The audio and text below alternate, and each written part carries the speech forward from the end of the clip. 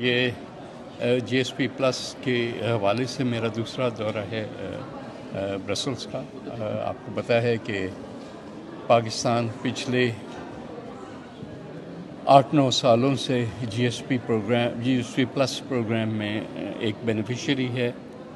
इस प्रोग्राम में हमारी जो एक्सपोर्ट्स हैं यूरोपियन यूनियन को उसको एक कंसेशनल टैरिफ्स मिलते हैं और उसकी वजह से हमारी एक्सपोर्ट्स में जो यूरोप में आते हैं, और यूरोप हमारा सबसे बड़ा ट्रेडिंग पार्टनर है, एक खातिर खा इजाफा हुआ है।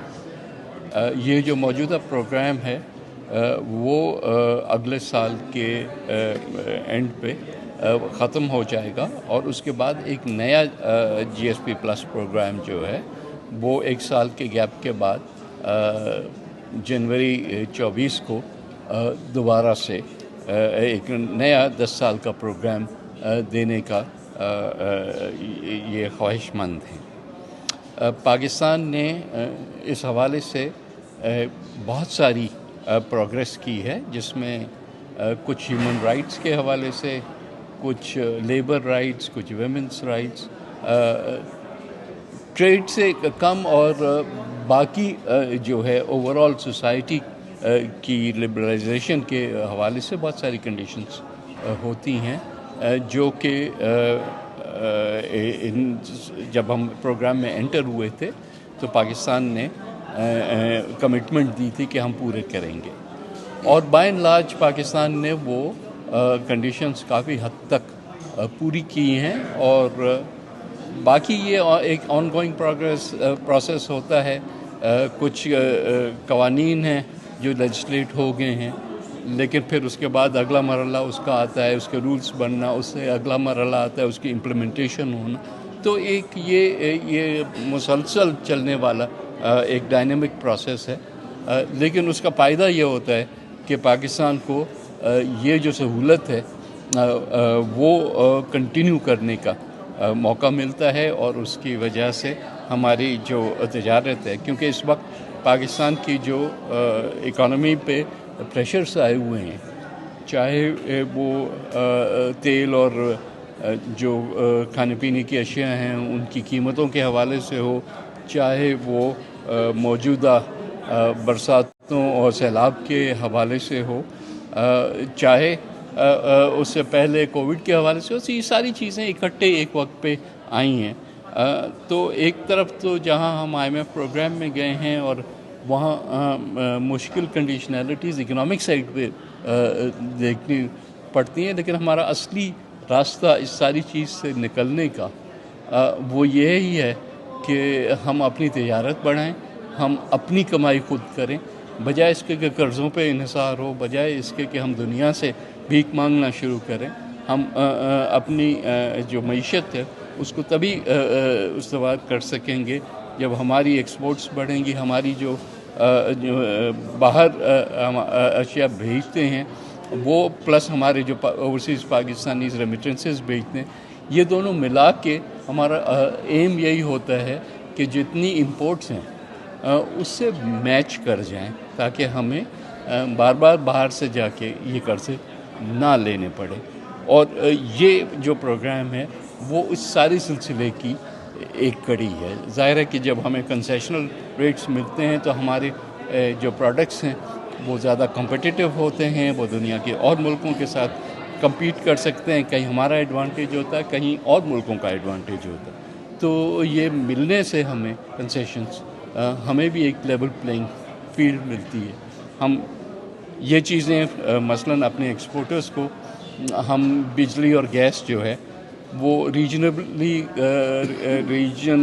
कॉम्पिटिटिव रेट्स जिसको कहते हैं, कि जो हमारे खित्ते में जो बाकी ममालिक में बिजली की कीमत है और गैस की कीमत है, हम भी अपने एक्सपोर्टर्स को वो ही देते हैं।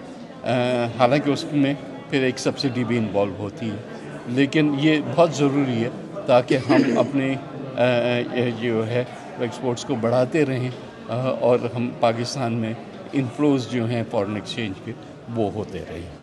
जहाँ GSP+ کے پاکستان اس کے ثمرات سے فائدہ اٹھائے گا تو یورپی یونین جو ہے وہ اس سے کس طرح فائدہ اٹھا سکتا ہے؟ ایک طرف پاکستان کو فائدے ہو رہے ہیں تو دوسری طرف یورپی یونین جو ہے اس کو بھی جو ہے اس کے بینیفٹ ہوں گے.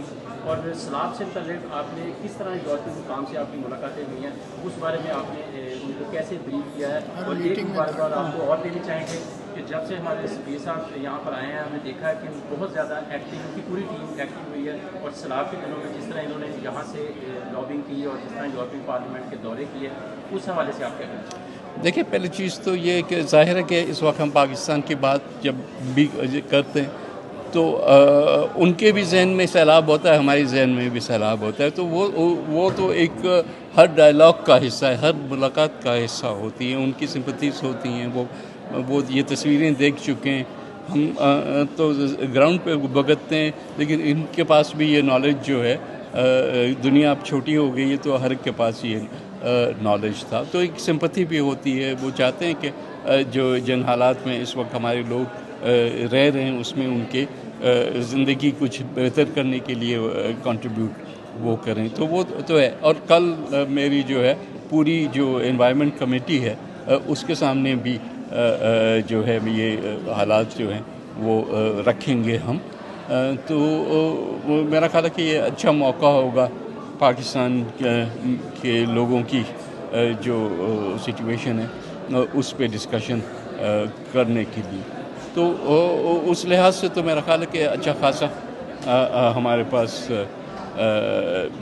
جو ہے نہ صرف یہ کہ بات کرنے کو ہے، لیکن جو ان کا رسپانس ابھی تک رہا ہے وہ بھی پازیٹیو رہا ہے. یورپین یونین سب سے پہلا انسٹیٹیوشن تھا کہہ دیں، یا اس کے ممالک جو ہیں پہلے ممالک تھے جنہوں نے پاکستان فوری طور پہ امداد کی. ظاہر ہے کہ اس میں ایمبیسڈر صاحب کا ایک بہت بڑا رول ہوتا ہے، ورنہ تو بغیر چیخنے کو تو کوئی بھی نہیں آپ کو آ کے مدد بھی کرتا. تو یہ چیزیں ہیں، اور ہمیں یہ چیزیں بار بار یاد اس لیے بھی دلانی پڑتی ہیں کہ یہ دنیا کے اٹینشن سپین بڑا چھوٹا ہوتا ہے. یہاں ہماری نہ صرف چیئرمین جو ہے انٹر کمیٹی جو انٹرنیشنل ٹریڈ کی کمیٹی ہے، بلکہ ہمارے اکراس دا بورڈ جو ممبرس یورپین پارلیمنٹ ہیں، اس کی ڈیولپمنٹ کمیٹی، اس کی کلائمیٹ کمیٹی، اس کی مختلف اور کمیٹیز جو ہیں، ساؤتھ ایشیا ڈیلیگیشن، مطلب ہم نے ایک براڈ بیسڈ ڈسکشنز کیے ہیں. اور انٹر کمیٹی کے بھی، کیونکہ یہاں مختلف ملکوں کی اور مختلف پولیٹیکل گروپس کی جو ہے وہ ریپرزنٹیشن ہوتی ہے، تو ہر ایک سے ہماری ملاقات ہوئی ہے. ایک تو ہمارے پاس اس وقت جو بات بتانے والی ہے وہ بہت پازیٹیو ہے. ہم نے پاکستان میں کچھ چیزیں ایسی ہیں جو کہ پاکستان خود چاہتا ہے، پاکستانی چاہتے ہیں یہ چیزیں یہ ہوں اس طرح سے. اب ان کا کنسرن تھا مسنگ پرسنس کے قانون پہ، ہم نے کافی حد تک وہ قانون جو ہے فارمولیٹ کر لیا ہے. ان کا کنسرن تھا کہ کسٹوڈیل ٹارچر پہ. اب یہ وہ چیزیں ہیں جو کہ ہمیں خود کرنی چاہیے نا، کہ بھائی کسی کو اریسٹ کر کے اور اس کا خاتمہ نہ کر دو اور اس کا یا اس کو ٹارچر نہ کرو. یہ تو ایک کسی بھی سویلائز سوسائٹی کی فنڈامنٹل چیزیں ہیں، لیکن ہم نے خود کی ہیں، اپنی مرضی سے کی ہیں، یا ان کے ساتھ کولیبریشن میں کی ہیں. بات ہے کہ ہماری سوسائٹی بہتر ہوگی، نہ صرف اکنامکس سائڈ پہ لیکن سوشل سائڈ پہ بھی. تو یہ ساری چیزیں جو ہیں اس پہ ہمیں اچھا خاصا پروگریس ہے. کچھ وہ پروگریس تھا جو کہ پچھلے دور میں ہوا، اور کچھ وہ ہے جو کہ ہم نے ان 5-6 مہینوں میں کیا ہے. تو کیونکہ ان کی اب رپورٹ جانی ہے، جو ان کی کمیشن آیا تھا پاکستان میں، اس کی مانیٹرنگ مشن، اس کی رپورٹ جانی ہے، اس کے بیسس پہ وہ اپنے فیصلے کریں گے. تو ظاہر ہے کہ بھی a very good story to tell.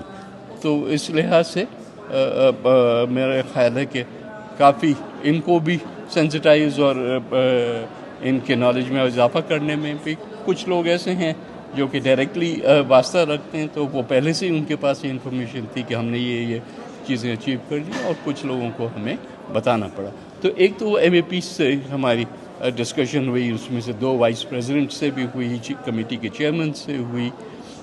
اس کے علاوہ ان کے کمشنرز جو ہیں یورپین کمیشن کے 4 کمشنر سے ملاقات رہی ہے، 3 سے رہی ہے، 1 سے ابھی ٹریڈ کمشنر سے ہو جائے گی.